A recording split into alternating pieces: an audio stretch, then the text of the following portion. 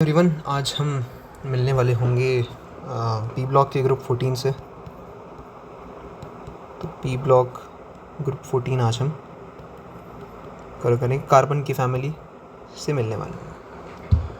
तो यहाँ पे पहले अपने पास जो आता है, तो पहले तो एलिमेंट्स देख लेते हैं, पहले जनरल प्रॉपर्टीज़ देखेंगे थोड़ा, फिर हम आगे आगे बढ़ते जाएंगे। ज़्यादा बड़ा नहीं है ना, ग्रुप 13 से थोड़ा छोटा ही है। ठीक, तो एलिमेंट्स इसके होंगे carbon, silicon, germanium, antimony, lead और एफ एल जो है तुम्हारा, वो यूजुअली हम स्टडी नहीं करते ज़्यादा, क्योंकि वो बाद में ना एक पीरियोडिक टेबल ऐसा तो नीचे वाले इसमें आता है ना। बाकी कभी कभी पूछ लेते हैं, तो इस पर ये याद रखने के लिए रिकमेंड करेंगे। बाकी इसका प्रॉपर्टीज़ वगैरह ज़्यादा नहीं पढ़ते हम। ठीक है, तो मेनली इसको पढ़ेंगे। कौन सी गीता स्नेहा प्रभा, ये तुम्हारा निमोनिक है। तुम कोई और निमोनिक साथ रखते हो तो कमेंट कर देना भाई।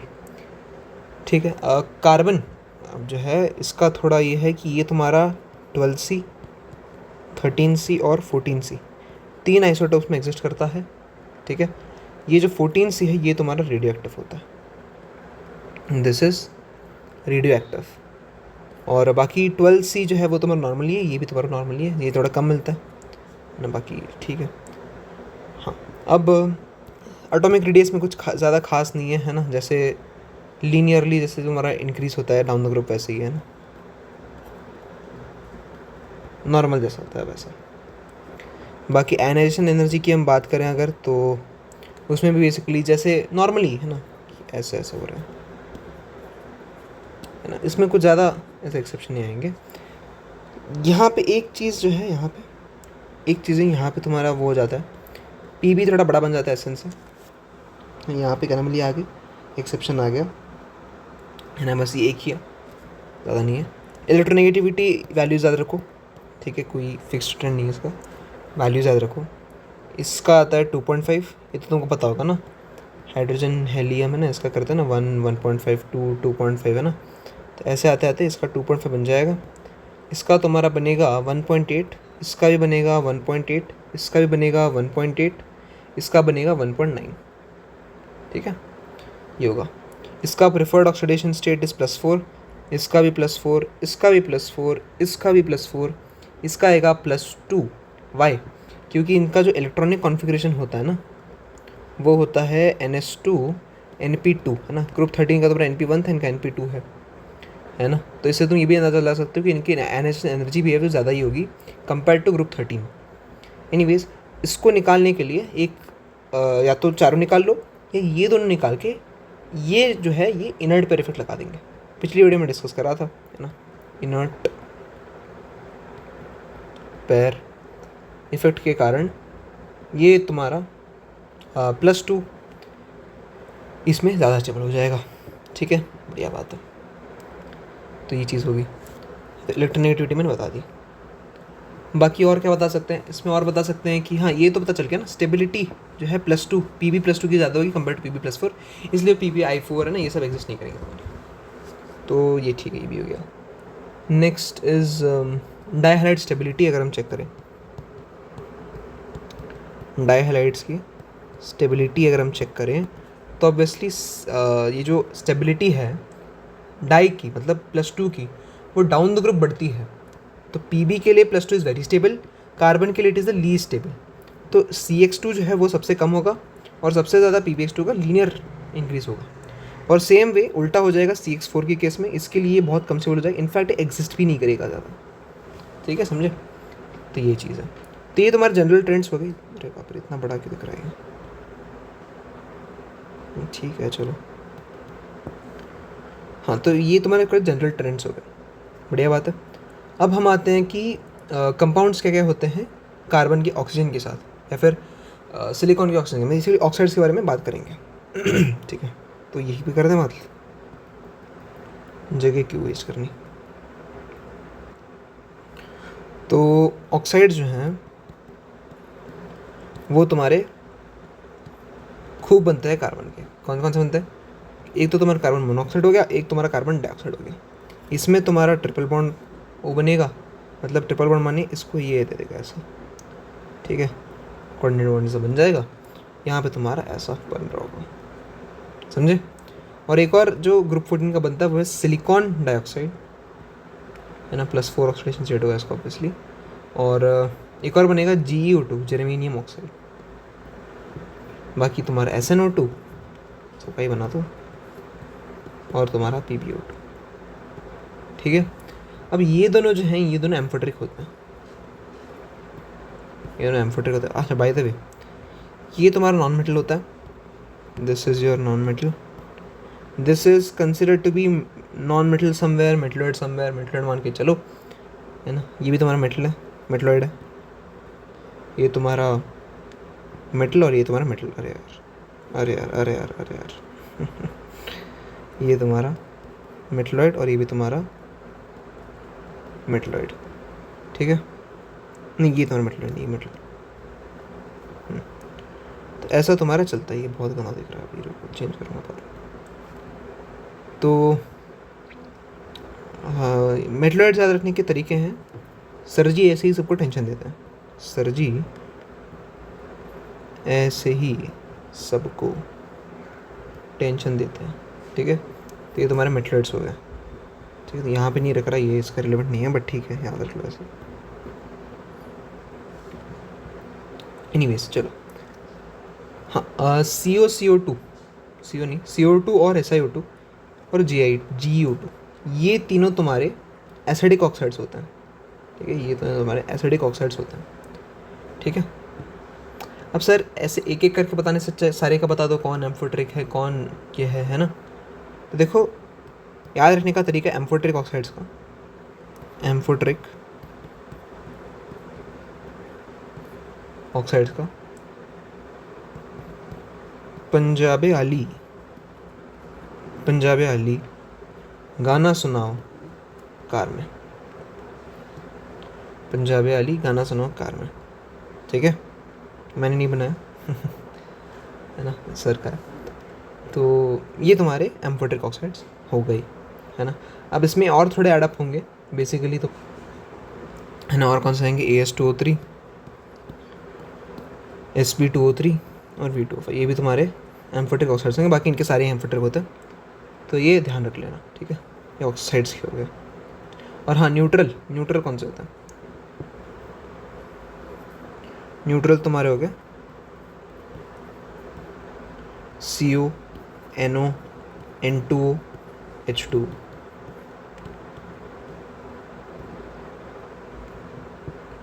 कोनो हा माने लाफिंग गैस है, ये N2O है ना। तो कोनो हा पानी। ठीक है, तो ये तुम्हारे न्यूट्रल हो गए। ठीक है, पानी तो न्यूट्रल पता ही है ना। बाकी पानी को नो बोल दो, और कोई पूछेगा क्यों, तो को बोल दो।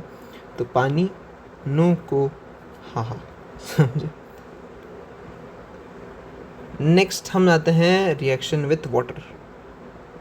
ठीक है, अब देखो होता ये है कि एसएन जो है ये अकेला रिएक्ट कर जाता है पानी से, है ना, स्टीम से, और हीटिंग करने पे SnO2 देता है with evolution of hydrogen gas. अब होता ये है कि जो कार्बन, यहाँ पे देखो कार्बन, सिलिकॉन, जर्मेनियम, इनकी रिएक्टिविटी जो है वो धीरे धीरे बढ़ती जाती है ना, धीरे बढ़ती जाती है। अब ये तो रिएक्ट करेगा नहीं। अब तुम पूछोगे कि सर ये रिएक्ट कर रहा है तो ये क्यों नहीं कर पा रहा, इसमें क्या दिक्कत हो गई। तो दिक्कत ये होती है कि Pb जो है वो प्रोटेक्टिव फिल्म ऑफ ऑक्साइड बना लेता है, और वो, अब देखो ये रिएक्ट करने का मैंने सामान रखा था ना, ये माल पड़ा होता रिएक्ट करने का, Pb रखा होता है ऐसे मैंने, अब रखा हुआ था तो पानी आया, रिएक्ट करा, और रिएक्ट करती है इसने पहले प्रोटेक्टिव ऑक्साइड बना ली, ये प्रोटेक्ट हो गया। अब ये जो पूरा माल है वो तो रिएक्ट नहीं होगा, समझे बात को। तो उस वजह से क्या होता है, Pb जो है वो रिएक्ट नहीं कर पाता, तो केवल यही एक रिएक्ट करता है पानी से स्टीम में, और वो SnO2 बना लेता है, बाकी सब रिएक्ट नहीं करते। तो ये लिख नहीं रहा, यहाँ रख लेना। ठीक, चलो नेक्स्ट। ठीक है, अब बात है हैलाइड्स पे। देखिए स्टेबिलिटी तो डिस्कस कर ली, क्या बोल रहा हूँ, डिस्कस कर ली। कोवेलेंट कैरेक्टर और वोलेटिलिटी डिस्कस कर। तो देखो टेट्राहेलाइड्स जो होते हैं इनका कोवेलेंट कैरेक्टर ज़्यादा होता है, ऑब्वियस ही बात है ना। कोई +4 वाला बनाना प्रेफर आयोनिक में करेगा, कोवेलेंट में करेंगे, कोवेलेंट में करेगा, तो इसका कोवेलेंट कैरेक्टर ज़्यादा होता है। और MX2 जो है उससे ज़्यादा वोलेटाइल MX4 होता है ना। तो वॉलेटाइल भी ये ज़्यादा होता है, ठीक है। और टेट्रा हैलाइड्स में तुम्हारा sp3 हाइब्रिडाइजेशन होता है, sp3 हाइब्रिडाइजेशन होता है, sp3 accept SnF4 and PbF4, क्योंकि इनमें क्या होता है, ये तुम्हारे आयोनिक से बनते हैं, ये तुम्हारे आयोनिक से बनते हैं। अब आयोनिक टेट्रा अल्ट्रा वगैरह थोड़ी करते बैठोगे, ठीक है। ठीक हो गया। बाकी 10वीं की प्रॉपर्टी कैटिनेशन, वो तुम्हारा कार्बन सिलिकॉन सब दिखाता है, लेकिन ज़्यादा एक्सटेंड से तुम्हारा कार्बन दिखाता है ना, तो कार्बन का सबसे ज़्यादा है, उसके बाद सिलिकॉन का, फिर जर्मेनियम का, फिर लेड का, ये कम दिखाता है बहुत। तो सर आप ये क्या कैसे रहे हो, आपको ये पता कैसे चल रहा है? तो कैटिनेशन जो है वो डायरेक्टली प्रोपोर्शनल होता है बॉन्ड एनर्जी के। अगर तुमको ज़्यादा एनर्जी देनी पड़ रही है, उसका मतलब उसने बहुत अच्छा खासा कैटिनेशन कर रखा है, समझे बात को। और ये जो डिपेंड करता है, ये डिपेंड करता है कि साइज़ कितना छोटा है। अगर ज़्यादा छोटा होगा तो बॉन्ड मजबूत बनेगी, ठीक है, और कैटिनेशन अच्छा खासा हो जाएगा, ठीक है। ये तुम्हारा डोमिनेटिंग फैक्टर है। लेकिन हम साइज़ की बजाय हम लोन पेयर रिपल्शन चेक कर लेते हैं जब सेकेंड पीरियड की बात आए, समझे। ये तुम्हारा एक्सेप्शन है। अब इस वजह से तुम्हारा कैटिनेशन की प्रॉपर्टी जो है वो नाइट्रोजन में ज़्यादा होता है कंपेयर टू फॉस्फोरस नहीं, इसमें कम होता है, क्योंकि लोन पेयर रिपल्शन जो है इसमें कम हो गया, ठीक है। तो कम हो गया तो अच्छी खासी कैटिनेशन हो जाएगी। सिमिलरली ऑक्सीजन में भी सल्फ़र जीत जाएगा, फ्लोरीन में भी क्लोरीन जीत जाएगा। ये चीज़ें, ये दोबारा कैटिनेशन का है। बाकी जो बॉन्ड एनर्जी चाहिए होती है वो Cl2 के लिए ज़्यादा चाहिए होती है तोड़ने के लिए, उस तो और Br2 फिर F2 फिर I2, तो ऐसा ऑर्डर तुम्हारा चलता है, unconventional to the order what you might have expected, ठीक है। नेक्स्ट है एलोट्रोप्स ऑफ कार्बन। तो एलोट्रोप्स तुम्हारे as you know diamond, graphite, fullerene, यही सब पता ही होगा, ये सब 10वीं में पढ़ा होगा, नहीं पढ़ा तो अब पढ़ लो। डायमंड तुम्हारा sp3 होता है, टेट्राहेड्रल होता है, 3D स्ट्रक्चर होता है इसका, है ना, तो इसलिए ज़्यादा हार्ड भी होता है ना। और ये तुम्हारा प्लेनर 2D स्ट्रक्चर होता है इसका, ठीक है, sp2 प्लेनर होता है। एरोमेटिक होता है, हाँ याद रखना, एरोमेटिक होता है और एज ए लुब्रिकेंट यूज़ होता है, क्योंकि विद इन द लेयर्स जो है, मतलब लेयर के बीच में, मतलब ऐसे एक लेयर पड़ा हुआ है, उसके बीच में जो है वो तुम्हारा नॉन मेटेलिक बॉन्डिंग्स होता है। लेकिन बिटवीन द लेयर्स, अब एक के ऊपर एक ऐसे लेयर पड़ी होंगी तो ये भी अट्रैक्ट कर रही होंगी एक दूसरे को और ये भी अट्रैक्ट कर रही होंगी एक दूसरे को, तो ये जो अट्रैक्शन है लेयर के बीच में वो तुम्हारा कम है, क्योंकि वंडरफुल फोर्सेस है ना, एक ऐसा लेयर है, एक ऐसा एक और लेयर है ना, इनके बीच में ज़्यादा फोर्स ऑफ अट्रैक्शन है ही नहीं, तो ये स्लाइड अच्छे से कर लेंगी। अब ये दोनों मजबूत है, ये नहीं टूटेगा, लेकिन बीच वाले टूट जाएंगे, तो जैसा स्लाइडिंग हो पाएगी ना, इमेजिन करो। तो उस वजह से जो है तुम्हारा ये एक लुब्रिकेंट की तरह यूज़ होता है, ठीक है। वर्ड्स भी जहाँ मेरे है ना, मैं सब चीज़ नहीं लिख रहा हूँ, तो अच्छे से सुनोगे तो सारे पॉइंट्स कवर हो जाएंगे तुम्हारे इसमें, ठीक है। Next is फिलरीन। फिलरीन में तुम्हारा 20 हेक्सागोनल रिंग्स होता है, 20 hexa rings and 12 penta rings, pentagonal rings. अब सर ये आपको कैसे पता चल रहा है? फॉर्मूला है भाई है ना, बेसिकली तुम्हारा A/2 is equal to N+10, ठीक है। अब जो फिलरीन है वो 60 कार्बन से बनता है तुम्हारा, है ना, इसका फॉर्मूला ही C60 होता है ना। sp2 ये भी पाया था, sp2 एरोमेटिक, इनमें से भी सब है। अच्छा, इसमें तुम्हारे डैंगलिंग बॉन्ड्स नहीं होते, डैंगलिंग बॉन्ड्स नहीं होते, है ना, कंप्लीट होता है इसका, कोई भी ऐसे वैलेंसी छूटी नहीं होती, कोई भी ऐसे बॉन्ड और बनाने की संभावना नहीं होती, अच्छे से कनेक्टेड होता है, डैंगलिंग बॉन्ड्स प्रेजेंट नहीं होते इसमें, डैंगलिंग बॉन्ड्स नहीं होते, नो डैंगलिंग बॉन्ड्स, है ना। ये तुम्हारे number of rings, hexagonal rings हैं, ये तुम्हारा टोटल कार्बन, ठीक है, समझे बात को। 30 - 10 है ना, यहाँ पे 60 रख दो, ये 30 बन गया, 30 - 10 20, ये याद रख लो, ठीक है। तो ये हो गया। अब नेक्स्ट चलते हैं कार्बाइड पे। सर ये कार्बाइड क्या है? यूनियन कार्बाइड फैक्टर ने सुन रखा है इसको ना, भोपाल गैस ट्रेजेडी। तो कार्बाइड जो है वो बेसिकली देखो दो टाइप के होते हैं, एक तो तुम्हारा कोवेलेंट कार्बाइड, एक तो तुम्हारा मेटालिक कार्बाइड। अब कोवेलेंट कार्बाइड जो है वो तुम्हारे पी ब्लॉक से बनता है और आयोनिक कार्बाइड जो है वो डी एफ ब्लॉक से बनता है। ठीक है, अब आयोनिक कार्बाइड में तुम्हारे टाइप्स होते हैं, एक होता है मीथेनाइड, एक होता है एसेटालाइड और एक होता है अलाइलाइड, अलाइलाइड, ठीक है जो भी है। अब मीथेनाइड जो है वो तुम्हारा C4- होता है, ध्यान रखना, मेथ 4, ठीक है, तो CH4, C4-, ठीक है। ये कौन बनाते हैं, ये बनाते हैं तुम्हारा B2C या फिर तुम्हारा Al4C3। समझ रहे कैसे बन रहा है ना, B का तुम्हारा +2, ये इसका -4 कैंसिल हो गया, ये तुम्हारा ऐसा हो रहा होगा ना, पहले तो 2 और ये कैंसिल, ठीक है। यहाँ पे तो कैंसिल होगा नहीं, 3 और 4 क्या कैंसिल करोगे। एसिटाइड में तुम्हारा C2- होता है। बेसिकली ऐसे समझ लो कि ऐसे कनेक्टेड था, है ना, ऐसे कनेक्टेड था और तुम्हारा यहाँ पे एक हाइड्रोजन, यहाँ पे एक हाइड्रोजन था, तुमने इसको निकाल दिया, बस बन गया C2। अब इसमें ये है कि इसमें बनते हैं तुम्हारा CaC2, BaC2। एलेलाइड जो है तुम्हारा वो C3- है ना, ये तुम्हारा Mg2C3 बनाएगा, है ना। तो यहाँ पे तुम्हारा एक के लिए एक माइनस होगा तो 1 इज एस, तो एस के लिए C2- ठीक है, और मैथ के लिए C4- ऑल, तो सबको मिला दो C3- ठीक है। इसको मिलाया C3 बन गया, इसका मैक्सिमम चार्ज ले लो 4- C3-। तो ये तुम्हारे ये बनेंगे।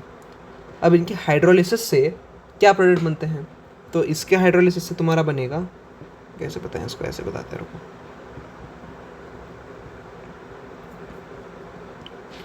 HOH ले रहा हूँ मैं डेल्टा प्लस हो गई। तो इसको अगर मैं Al4C3 डालूँ, मतलब Al4C3 या फिर छोड़ यार, ऐसे बता देते हैं, इनकी हाइड्रोलिसिस करूँ मैं अगर, तो मुझे मिलेगा CH4 और जो भी है ना MOH, ठीक है, मेटालिक हाइड्रोक्साइड मिल जाएगा और CH4 मिलेगा, मेन ही चीज़ है। इसका हाइड्रोलिसिस करूँगा तो मीथेन ट्रिपल बॉन्ड ये मिलेगा, ध्यान रखना ये है ना, ट्रिपल बॉन्ड कई लोग ऐसे लिख देते हैं, नहीं ये नहीं है, ये है, ठीक है, ध्यान रखना। और हाँ, बाद में तुम्हारा मेटालिक हाइड्रोक्साइड बन जाएगा।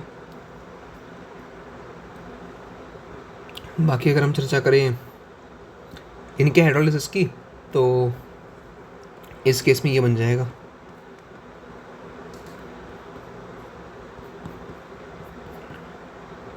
मेटालिक हाइड्रोक्साइड, ठीक है।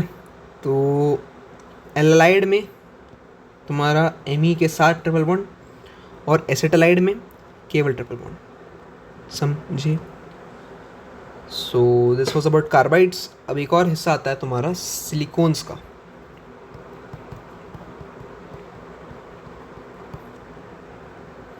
सिलिकॉन क्या है, अब देखो एल्केन जैसे हम बोलते हैं, तो एल्केन का इक्विवेलेंट नाम होता है सिलेन, ना सिलेन। तो जैसे तुम CnH2n+2 को एल्केन बोलते हो, वैसे हम SiNH2n+2 को सिलेन बोलते हैं, ठीक है। अब होता ये है कि सिलिकॉन क्या है, सिलिकॉन में SiO इसका तुम्हारा लिंकेज आ जाता है, इसको हम कहते हैं सिलिकॉन। सर ये बनता कैसे है, अब देखो इसके टाइप्स होते हैं तुम्हारे linear, dimer, cyclic, cross linked, and ऐसे टाइप्स होते हैं तुम्हारे। तो उसको कैसे डील करेंगे देखते हैं। तो देखो अगर मैं R2SiCl डालूंगा,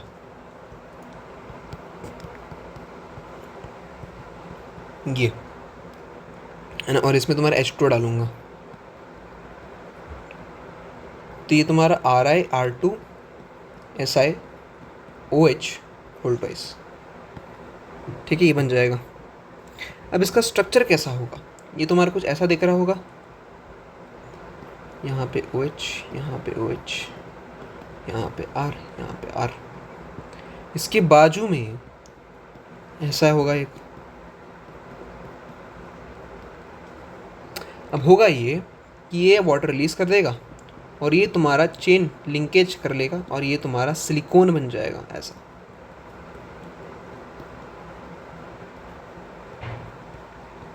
ये तुम्हारा सिलिकॉन बन जाएगा ऐसा, ठीक है। ऐसा तुम्हारा एक बन रहा होगा, है ना। तो इससे सिलिकॉन बनता है और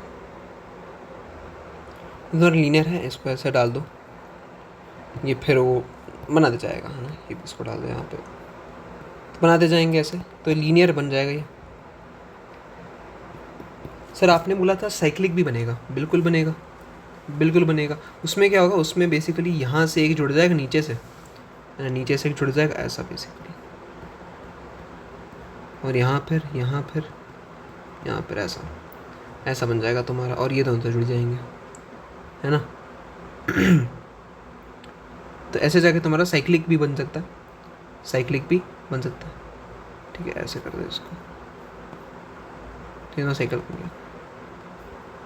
बाकी मैं क्रॉस लिंक भी बना सकता हूँ। क्रॉस लिंक में क्या होगा, ये ऐसे नहीं जुड़ेंगे, फिर ऐसे जुड़ते जाएंगे, ये ऐसे जुड़ते जाएंगे, जुड़ते जाएंगे, जुड़ते जाएंगे, बन जाएगा फिर, समझे। तो स्टॉप करने के लिए मुझे R3Cl R3SiCl यूज़ करना पड़ेगा। ये तुम्हारा टर्मिनल यूनिट बोलते हैं इसको, या फिर चेन स्टॉपिंग यूनिट बोलते हैं इसको, है ना। चेन स्टॉपिंग यूनिट बोलते हैं इसको, और इसको हम बोलते हैं लीनियर ना, लेंथ इंक्रीजिंग चेन, है ना, लेंथ इंक्रीज करने के लिए यूज़ करते हैं, ठीक है। और R3SiCl तुम्हारा वही मैंने बोला स्टॉप करने के लिए, और RSiCl3 तुम्हारा हार्डनेस के लिए। बेसिकली क्रॉस लिंक जब होता है तब तुम्हारा हार्डनेस में फ़र्क आता है, उसके लिए हम वो यूज़ करते हैं क्या, RSiCl3, ताकि नीचे भी हो जा सके, यहाँ भी हो जा सके, और मस्त बढ़िया तुम्हारा क्रॉस लिंक्ड सिलिकॉन बन सके। ओके जी, चलो। अच्छा, वैसे डायमंड में भी एग्जिस्ट करते हैं SiO Si, और तुम्हारे यहाँ पे कुछ 3 अलग, वैसे भी हो सकता है। चलो, अच्छा वैसे ये कैसे बन सकता है ये बताइए। ये तुम्हारे कैसे बनेगा, RCl में कॉपर पाउडर डाल देना सिलिकॉन के साथ, ठीक है। ऑब्वियसली सिलिकॉन तो चाहिए उसी बना, तो ये डाल देना, इससे ही बन जाएगा, ठीक है। नेक्स्ट आता है कार्बन मोनोऑक्साइड पे। देखो जी, कार्बन का जब कंबशन करते हो लिमिटेड ऑक्सीजन के साथ, तो आपका बनता है कार्बन मोनोऑक्साइड। अब इसको ऐसा नहीं कि हर बार इसको इनकम्प्लीट कंबशन से बनाएंगे, कुछ और तरीके भी होंगे। तो तरीका ये है कि तुम लो HCOH और उसमें डाल दो कॉन्सेंट्रेटेड H2SO4, बस बन जाएगा तुम्हारा कार्बन मोनोऑक्साइड और तुम्हारा वाटर। या फिर प्लेन कार्बन लो और उसमें डाल दो पानी, लेकिन ध्यान रखना अच्छे खासे टेम्परेचर पे डालना है, 473 से 1273 केल्विन तक। ज़्यादा हीट रखोगे बेहतर है, कार्बन मोनोऑक्साइड तो आपका बन के रेडी हो जाएगा एकदम, ठीक है। इसको हम, इस पूरे मिक्सचर को हम वाटर गैस, सिंथेसिस गैस बोलते हैं, और ये ज़्यादा इफेक्टिव मेथड होता है, क्योंकि ये तो गैस है, ये तो निकल जाएगा, तो ये ज़्यादा इफेक्टिव होता है। अच्छा जी, एक और तरीका क्या है, एक और तरीका है C+N2+O2 1273 केल्विन पे, ठीक है। ध्यान रखना है, 1000 डिग्री सेल्सियस है बेसिकली, उस पर तुम्हारा CO+N2 देगा। इसको हम कहते हैं प्रोड्यूसर गैस, ठीक है। तो ये तुम्हारा प्रोड्यूसर गैस हो गया, ये तुम्हारा वाटर गैस या फिर सिंथेसिस गैस हो गया।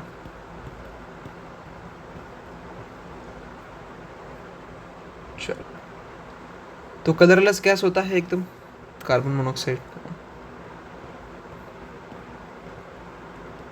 कलरलेस होता है ना, ब्लू फ्लेम देता है ना, इससे रिकॉग्नाइज कर सकते हैं कि अपने पास जो है कार्बन मोनोऑक्साइड बना है ना। कोऑर्डिनेशन बॉन्ड बनाता है, sp हाइब्रिडेशन रखता है ना बेसिकली ऐसा,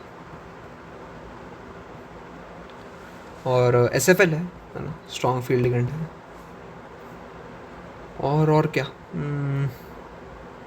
रेड्यूसिंग एजेंट है, अच्छा खासा स्ट्रॉन्ग है, स्ट्रॉन्ग रेड्यूसिंग एजेंट, बस इतना ही। पॉइजनस गैस है ना, ब्लड में इंटर होते ही ये तुम्हारा हीमोग्लोबिन जो है कार्बन मोनोऑक्साइड से ज़्यादा स्नेह रखता है कंपेयर टू ऑक्सीजन, तो वो कार्बोक्सी हीमोग्लोबिन बना लेगा और फिर अपने क्या है, फिर मर जाएंगे और क्या, ब्लड ठीक से एंटर नहीं हो पाएगा, है ना, ऑक्सीजन ही सिंथेसाइज नहीं कर पाओगे तो क्या होगा फिर, अल्टीमेट डेथ। तो इसलिए पॉइजनस गैस बोलते हैं हम इसको, पॉइजनस होता है ना। इसका ऐसा कुछ स्मेल नहीं होता, बट ताकि अब लोगों को पता चले तो एक जानबूझ के इसमें स्मेल इंजेक्ट किया जाता है ताकि इसके रिलीज़ पे लोगों को पता चले और वो नेसेसरी प्रिकॉशंस ले पाए। ठीक है, ज़्यादा ज्ञान पेल दिया। अब आते हैं तुम्हारा प्रिपरेशन ऑफ क्या क्या क्या, यही कार्बन मोनोऑक्साइड का एक और मेथड। बेसिकली इसमें क्या होता है, इसमें होता है पहले लोग K4 FeCN6 है ना, पोटेशियम फेरोसाइनाइट, और इसमें डालो कॉन्सेंट्रेट H2SO4, इससे बन जाएगा K2SO4, साथ ही साथ तुम्हारा FeSO4 और तुम्हारा HCN। काम की चीज़ क्या है, ये HCN, अरे मतलब पूरी रिएक्शन काम की है, बट आगे बढ़ने के लिए क्या काम किया, HCN लो और उसमें डालो HOH, पानी डालो, है ना। तो बेसिकली क्या बनेगा ये ऐसे होगा, ठीक है, तो इसको ऐसे तोड़ दो, हाइड्रोलिसिस कर दो इसकी, HOH है ना, तो HCOH और ये तुम्हारा बनेगा साथ साथ अमोनिया बनेगा, उसको देख लो या फिर ऐसे ही रखो। ये फर्दर पानी रिलीज करके तुम्हारा क्या बनेगा, HCOH प्लस NH3। ठीक है, अब क्या करेंगे, अब NH3 को लेंगे और उसमें डालेंगे H2SO4, उससे बनेगा तुम्हारा NH4 होल ट्वाइस SO4, और फिर जो HCOH होगा उसमें डाल देंगे अगर कॉन्सेंट्रेटेड H2SO4, तो बन जाएगा CO प्लस H2। अब इसमें देखो ये कट रहा है यहाँ से, ये कट रहा है यहाँ से,